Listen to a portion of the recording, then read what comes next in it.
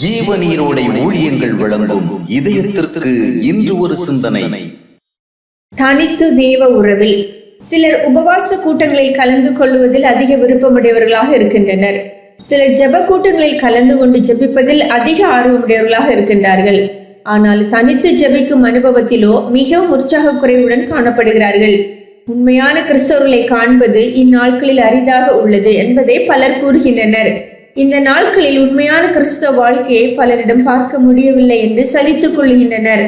இதற்கு முக்கியமானதொரு காரணம், உண்மையான ஜெப வாழ்க்கை பெரும்பாலான கிறிஸ்தவரிடம் இல்லை. தனித்து தேவனோடு உறவாடுதல் தான் உண்மையான ஜெப வாழ்க்கையின் நோக்கம். சிலர் கடமைக்காக ஜெபிக்கின்றனர், சிலர் பக்தி ஆச்சாரமாக ஜெபிக்கின்றனர், சிலர் மந்திரம் சொல்வது போல ஜெபிக்கின்றனர். ஆனால் உண்மையான ஜெபங்களுக்கு பின்னணியாக உண்மையான ரட்சிப்பின் அனுபவம், உண்மையான தேவ உறவின் நிச்சயமும் இருக்க வேண்டும். தேவனோடு பேசுதல், தேவனோடு பகிர்ந்து கொள்ளுதல், தேவனிடம் மனதில் உள்ளதை சொல்லி கொட்டுதல், இருதயத்தை தேவ சமூகத்தில் ஊற்றுதல் ஆகியவைதான் ஜெபங்கள். இன்றைய பொதுமேடை ஜெபங்கள் எல்லாம் பொது நிகழ்ச்சிகளாக மாறிவிட்டன.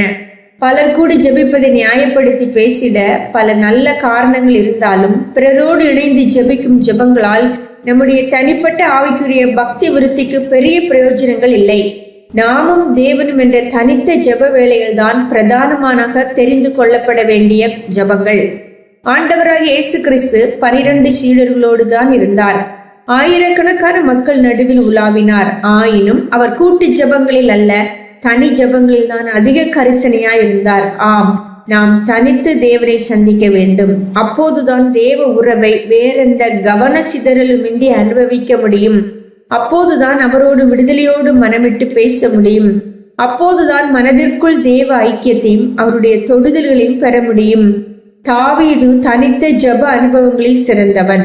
எனவேதான் தேவ உறவில் வளர்ந்ததோடு தேவனுடன் நேருக்கு நேர் நின்று பேசுவது போல உணர்வுபூர்வமாக அவரோடு பேசுகின்ற அனுபவங்களை காண முடிந்தது. ஆம், தேவனை தனித்து சந்திக்கும் தனி ஜெபங்களை நாடுவோம். அங்கே நாம் தேவ உறவில் வளர்வோம். சிந்தனைக்கு, உன் தேவைகளை வற்புறுத்த அல்ல ஜெபம், தேவ உறவில் உன்னை நிலைநிறுத்தவே ஜெபம். உன் தேவைகளை வற்புறுத்த அல்ல ஜெபம், தேவ உறவில் உன்னை நிலைநிறுத்தவே ஜெபம்.